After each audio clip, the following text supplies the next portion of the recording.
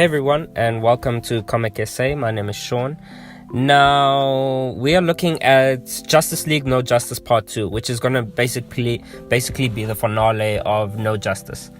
So now we're picking up with this conversation that we're having basically with Brainiac Point 2, which we discovered on the planet Kaulu, where he says that I get that you guys are trying to make a plan. I get that you guys have this plan basically that you're trying to execute here with the growing of the trees on the planet Kolu. But he says, like, listen, whatever you think Brainiac's plan was, whether it was this or that, trust that your plan won't work. Because even the plan that Brainiac had, that plan was inclusive of Brainiac. Without him, it's not going to work. Now, the issue here that occurs here is that now the Justice League has revived all of these trees. The Tree of Wisdom isn't the only dominant tree basically on the planet, and the Omega Titan at the end of the day just doesn't leave. So where they thought that their plan was, okay, let's grow all the trees on the planet Kolu. Let's make sure all of them like are there, and the Tree of Wisdom is not the only predominant tree. And then the Titan will basically just run away. That's a lie, because the Titan ended up staying. The Titan of Wisdom ended up staying. And basically, what happens now is that the Justice League tries to hold off basically this destruction that the Omega Titan is causing. So now, under the Tree of Mystery, they found like that there were a bunch of planets that were obviously captured. The same way that Brainiac captures cities, the whole planets were captured. You know, the Tamarind planet where Starfire is from, her planet is there, and so on. So the whole point is now, okay, shucks, the Omega Titan is in here, but the whole big thing is that, dude, we actually need to get these planets off world. So what happens is that Sinestro, what he does is basically he grabs all the planets, he decides to take them off world. Starro, using some of the Pym particles from Atom, basically to enlarge himself, decides like, he has to basically distract the Omega Titan basically from destroying this planet, so then obviously Sinestro can get all these bottled up planets off world. So what he does, he attempts to take over the Omega Titan's mind, and in the same instance, like, we think like, shucks, I think he could do it. No, the Omega Titan rips him basically in half. And as a result of this is that the seeds obviously on Earth, they begin to sprout. Because as this Omega Titan starts to consume Kolu, the planet Kolu, and basically it gets destroyed, the seeds on Earth, like Brainiac said, are now engineered to start sprouting and growing trees on Earth. So the Omega Titans end up going there. Now, the kicker to this is that basically, where we think, yes, the rest of the Justice League, other members of the Justice League could possibly help, or whoever, what we find out is that the other superheroes have basically been incapacitated. We were looking at Nightwing, Supergirl, Aquaman. They're basically being incapacitated, I guess, from the first wave of attack that came from Brainiac when he first captured a bunch of the heroes. The second point is that here they are, now the Justice League is here, as they've escaped. There are a whole bunch of worlds that have just been released by Sinestro out of these bottles. They're basically growing up in a district of the universe that none of them probably should be growing up in, and so on. And now the Justice League is trying to make their way back. And what they find out is that the ship is in dire straits right now. The ship that Brainiac's ship is in dire straits. It needs Brainiac to operate and so on. So they go to Brainiac 2.0 and they're like, dude, hey, we need your help. And Brainiac 2.0 openly says, like, listen, guys, like, you guys call yourself the Justice League, but here you are.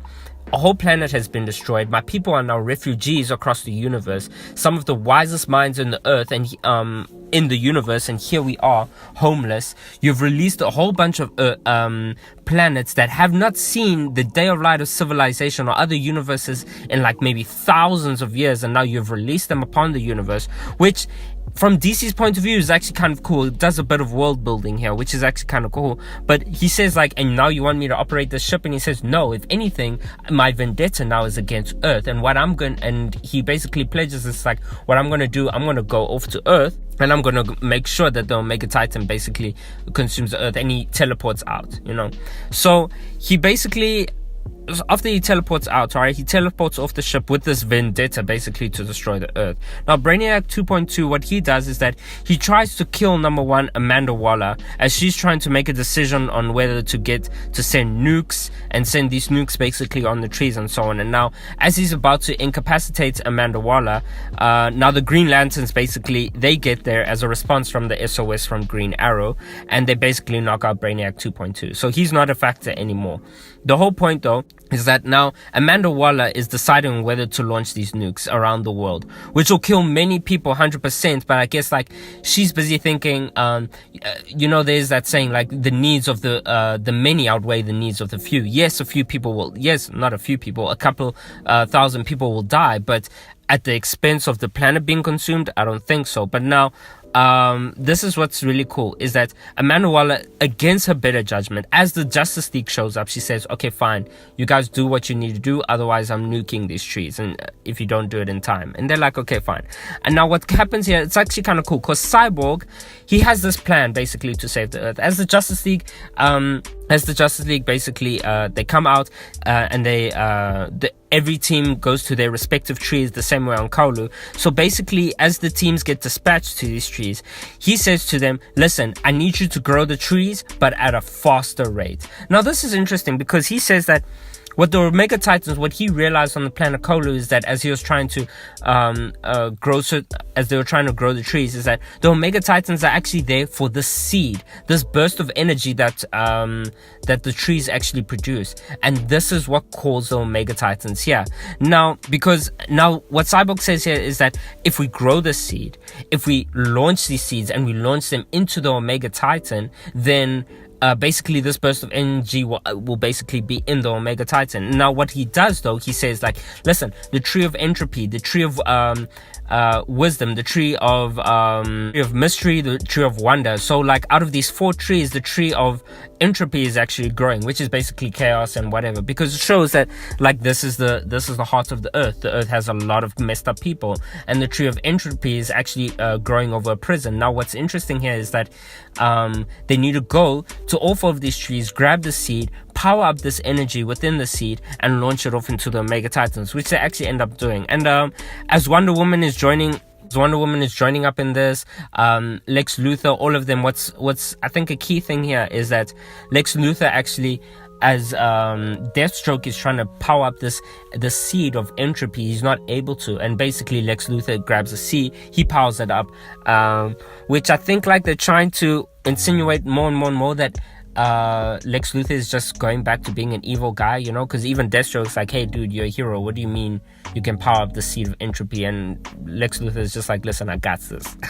So what basically happens is that the Green Lanterns, they launch these seeds basically into the mouth of the Titan of entropy.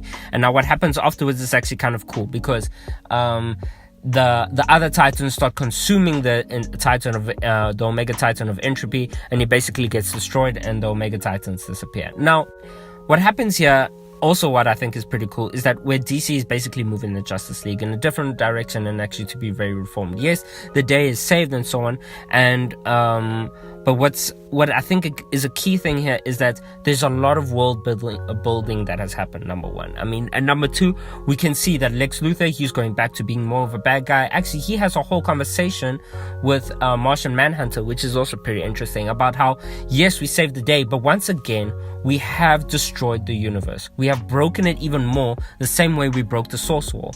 And this is very correct, actually, because these Titans, they weren't just there just to cause chaos. There was an order for them. There was an order, whether it was the same way of why Galacticus consumes planets. If it doesn't consume planets, you'll basically end up with a whole lot of overpopulation. There'll be too much celestial energy. Too many celestials will overcrowd the universe in the Marvel universe. So even Galactus has a meaning and a role to play within the universe and the multiverse. And it's the same thing here. These Omega Titans also had a role to play, and once again we've removed something very key from the ecosystem, I guess, of the universe. And what happens here is like, as the Justice League is being reformed, we're seeing that Wonder Woman, she's now moved into Justice League Dark, which a bunch of reboots are happening. The Green Lanterns are obviously at this point in time still trying to close up the crack in the source wall, and Martian Manhunter basically gets elected as the leader of the Justice League. So yeah, I think the story is pretty cool. I like Justice League No Justice. I like how they used the storyline to basically, because honestly and truthfully, Justice League before this was pretty crappy. I was anyone who's been on the channel for a long time, it seems that I was reviewing a lot of Justice League in the beginning, but then I realized like the stories are just too crazy, or they don't hold down a proper story long enough for me. You know, I know there was a lot of interlinking between different story arcs and so on, but until we got like Justice League Lost, also the art sucked in the beginning, but until we got Justice League Lost, the previous Justice League titles, and then we moved into Justice League No Justice, we got a bit more justice for our Justice League.